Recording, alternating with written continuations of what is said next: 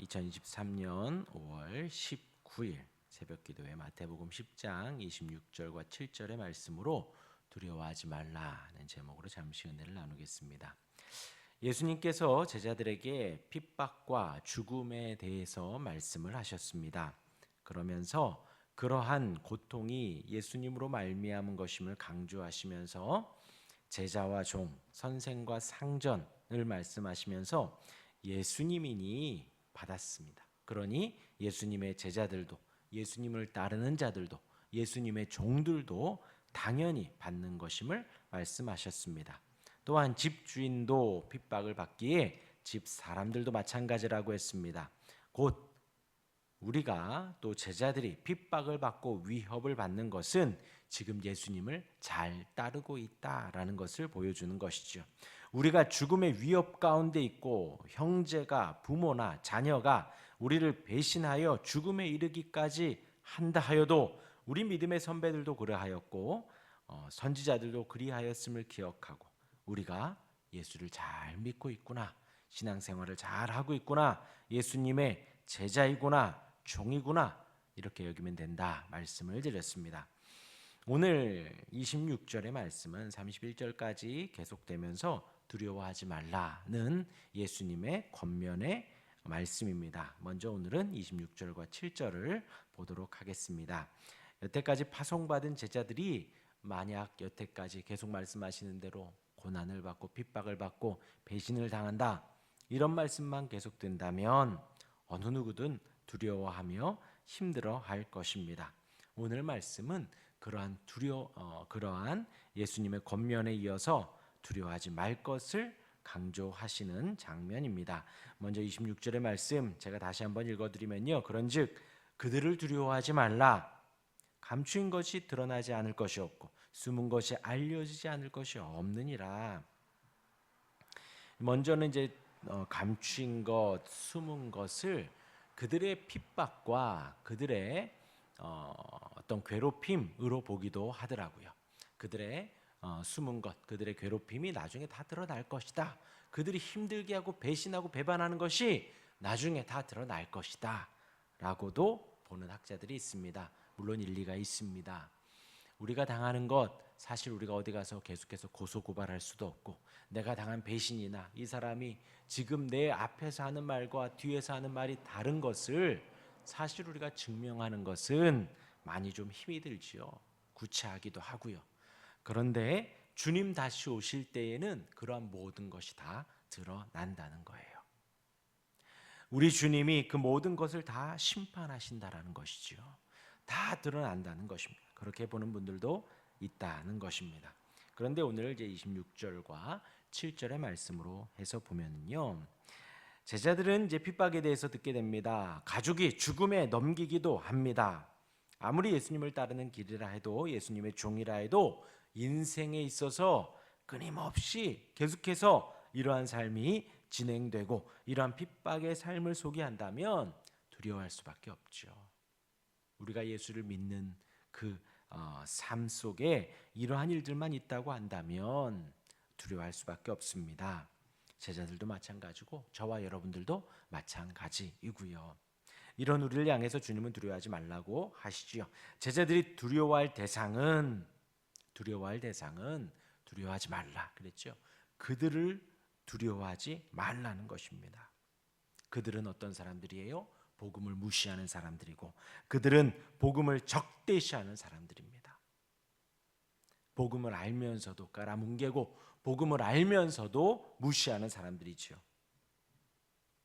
그들을 통해서 제자들이 핍박을 당하고 죽음의 위기 가운데 있게 되는 것입니다. 그렇게 되는 것은 예수님이 가르쳐 주신 복음 때문이죠. 그들이 무시하고 배신하고 깔아뭉개고 적대시하는 것, 그러함에도 불구하고 우리가 복음을 전하는 것은 이 복음이 위대하기 때문입니다. 복음이 더 놀랍기 때문이지요. 복음은 예수 그리스도를 전하는 것입니다. 우리의 유일한 구원자 예수님을 전하는 것입니다. 우리가 유일하게 의지할 분 예수 그리스도를 증거하는 것입니다. 그러나 그 예수님을 전하면서 복음을 전하면서 당하는 핍박과 어려움, 그리할 때 우리는 복음이 감추어진 것 같다는 거죠. 복음이 꼭 숨어 있는 것 같은 것이지요. 우리가 그 진가를 알고 그 은혜를 알고 유일한 구원임을 알고 전하는데 가족들은 알아보지 못하는 것이지요. 그래서 죽음에 넘겨주기도 하는 것입니다. 우리가 체감하기에 감추어진 것 같고 우리가 체감하기에 꼭 숨어 있는 것 같은 그 복음이 하나님에 의해서 드러난다는 것입니다. 알려진다는 것입니다. 이것이 바로 신적 수동태입니다. 하나님께서 드러내신다는 거예요. 하나님께서 알려주신다라는 거예요. 그렇기 때문에 아까 같은 부분도 우리가 당하는 고통과 고난, 그들이 하는 핍박이 하나님에 의해서 다 드러난다는 것이죠. 하나님이 다 보여주신다는 것입니다. 제자들이 전하는 그 복음, 우리가 전하는 그 복음의 가치는 어마어마하지요. 이런 핍박이, 악한 계략이 복음을 감출 수 없다는 것입니다. 하나님께서 이 모든 일들 속에서 드러내시고 나타내시니 걱정하지 말라는 것입니다. 두려워하지 말라는 것입니다. 하나님께서 그 복음의 은혜를, 복음의 능력을, 복음의 역량을, 복음의 가치를 충분히 드러내신다는 것입니다. 계속해서 27절을 보면요, 내가 너희에게 어두운 데서 이르는 것을 광명한 데서 말하며 너희가 귓속말로 듣는 것을 집 위에서 전파하라 명하셨지요. 하나님께서 드러내시는 그 복음을 27절에서는 우리가 또한 드러내라는 것이에요. 박해가 심해지더라도 예수님이 자기에게 이르신 것이 은밀하게 이르는 것 같지만 공개적으로 선포하라는 것입니다. 예수님이 하신 사역 중에 가르침과 선포가 있었지요. 가르침은 상대의 나이와 성별과 어떤 이해도를 따라서 달라질 수 있습니다. 피드백을 보면서 서로 교제하면서 말씀을 전하는 것이 가르침이죠. 하지만 선포는 외침입니다. 듣든지 아니 듣든지 외치는 것입니다. 선포하는 것입니다. 그런데 어디서 외치는가? 집 위에서 외치라는 거예요. 당시에 옥상은 용도가 다양했습니다. 옥상은 거처가 되기도 했고요. 휴식처가 되기도 했습니다. 산책을 하며 사색을 하기도 했습니다. 대화를 나누는 곳이 바로 옥상이 되기도 했습니다. 슬픔과 애통을 푸는 장소가 또 옥상이 되기도 했습니다. 기도하기도 했습니다. 그런데 이제 마지막 옥상의 용도가 당시에 뭐가 있었냐면 지붕에서 공적으로 널리 소식을 소리쳐 알리는 그런 곳이 옥상이 되기도 했다라는 거예요. 이제 공적인 광고가 있을 때, 뭐 예전에는 주민 여러분 들으십시오. 뭐 지금도 아파트에서는 가끔 광고가 나오지요. 그런 용도로 옥상을 사용했다라는 거예요. 그리고 뭐 약간 여담이지만 당시에는 옥상을 이렇게 옆에서 옆에 옥상까지 이렇게 가깝게 이어서 갈 수 있도록 또 옥상 길을 만들기도 했대요.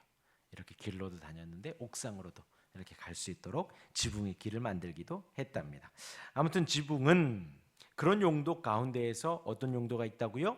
공적으로 소식을 알리는, 외치는, 요즘으로 하면 이런 강대상의 용도를 갖기도 했다라는 거예요. 아무리 핍박이 있고 위협이 있더라도 주님이 가르쳐 주신 어두움 가운데서 나만 알고 있는 그 복음을 공적으로 지붕에 올라가 외치라는 것입니다. 밝은 데서 외치라는 것이죠. 왜냐하면 복음의 가치를 알기 때문입니다. 복음의 능력을 알기 때문입니다. 듣든지 아니 듣든지 이 사람이 변화되고 여부는 목회자나 설교자의 역량이 아니라 하나님의 능력이라는 것이죠. 저와 여러분들이 변화된 것도 마찬가지입니다. 우리가 구원을 받아 하나님의 백성으로 하나님께 영광 돌리며 내 평생을 이러한 핍박이 소개됨에도 불구하고, 배신이 소개됨에도 불구하고 그보다 더 큰 복음의 능력을 믿으며 살아가는 이유는 그 복음의 능력이 우리를 변화시켰기 때문이죠. 그 복음에 감출 수 없는 능력이 우리를 변화시켰기 때문입니다. 그 능력을 우리는 옥상에서 공공연히 외치고 선포해야 된다라는 것입니다. 두려워하지 마시길 바랍니다.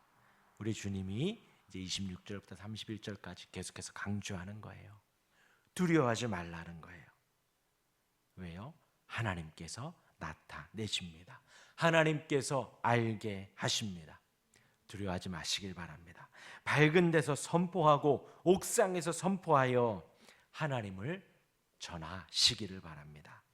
하나님의 약속과 그 복음에 감출 수 없는 능력을 의지하며 오늘도 두려워하지 마시고 은혜 가운데 살아가시는 저와 여러분들 되기를 주님의 이름으로 축원합니다. 아멘. 기도하겠습니다.